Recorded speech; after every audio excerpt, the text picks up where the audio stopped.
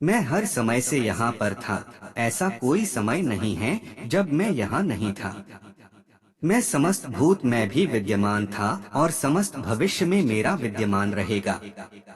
दुनिया का सबसे बड़ा पापी अगर समर्पण के साथ मेरी सच्ची उपासना करे तो मैं उसको भी शुद्ध कर देता हूँ। वे लोग जो केवल कर्म के फल की इच्छा से प्रेरित होते हैं, वे अक्सर दुखी रहते हैं। जब किसी की चेतना एक हो जाती है तो उसकी सारी व्यर्थ चिंताएं पीछे छूट जाती हैं। फिर उसको किसी वजह की चिंता नहीं होती है। चाहे चीजें अच्छी हो या बुरी, वह सदा एक सा रहता है। जो लोग अपनी आत्मा से भली भांति परिचित है, वे इंद्रियों पर पूरी तरह से नियंत्रण रखते हैं। अपने भूत की घटनाओं पर चिंतित होना व्यर्थ है। तुम ना तो अपने भूत को बदल सकते हो, ना अपने भविष्य की कल्पना कर सकते हो। तुम केवल चिंतित हो सकते हो, जो पूरी तरह से अर्थहीन है। मन को शिक्षित कर मनुष्य अपने सोचने के तरीके बदल सकता है और कोई भी कदम उठाना सीख सकता है। यह योग का केंद्रित सिद्धांत है। संसार में जीवित रहने के लिए कर्म करते रहना चाहिए। अपने कर्तव्यों से दूर रहकर कर्म से बचने की कोशिश नहीं करनी चाहिए। जो सुना है उस पर विश्वास मत करो। कुछ लोग अपने विवेक से मुझे अपना बनाते हैं, कुछ लोग ज्ञान से, कुछ लोग कर्म से, कुछ योग से। तुम मुझे किस रूप में प्राप्त करना चाहते हो, ये पूरी तरह तुम्हारे ऊपर है। तुम मुझे जिस रूप में बुलोगे मैं उस रूप में हाजिर हो जाऊंगा। तुम मेरे प्रति सदा चौकस रहो, मेरी उपासना करो। अपने हर एक काम के लिए मेरा स्मरण करो। मैं वादा करता हूँ तुम मेरे प्रिय बने रहोगे। जो मरे प्रिय हैं, उनको मौत का भय नहीं रहता है। मौत उनके लिए मात्र पुराने वस्त्र उतारने के बराबर है। मनुष्य अपने कर्म ज्ञान के अनुसार ही करता है।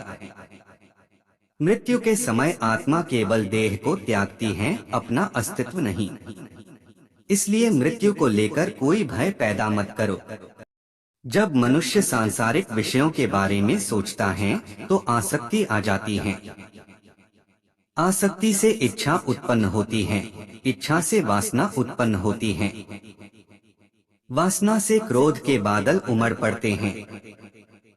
इसलिए ध्यान को सांसारिक विषयों से हटाकर कृष्ण में लगा। एक बुद्धिमान और मूर्ख के बीच केवल सोच का फर्क होता है। जो बिना मेहनत के बहुत कुछ हासिल कर लेता है, एक समय वह सबसे बड़ा पंगु बन जाता है। मनुष्य भाग्य को अपने हाथ में ले सकता है। वह अपने कर्म के प्रति जिम्मेदार है। अगर किसी तरह वह अपने कर्मों का नियंत्रण करना सीख जाए तो भाग्य उसके नियंत्रण में आ सकता है। कृष्ण की छवि अनिवार्य रूप से सभी मानव जाति में पाई जाती है। कृष्ण सभी के पास संपूर्ण रूप से स्थित हैं, क्योंकि कृष्ण की छवि ही पूरे मानव जगत का स्रोत है। मृत्यु के समय जो मन में रहता है, उसी से मृत्यु का स्थान तय होता है।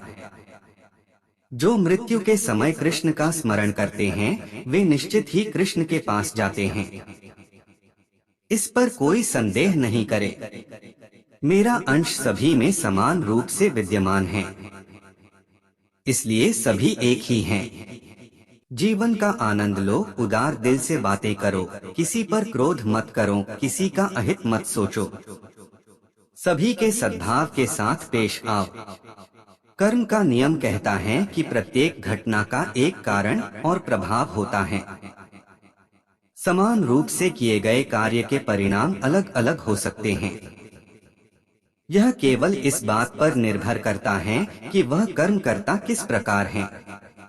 दूसरों के सुख दुख पर कोई यदि इस प्रकार प्रतिक्रिया देता है जैसे वे उसके अपने हैं, तो उस व्यक्ति को सच्चा आध्यात्मिक मान सकते हैं।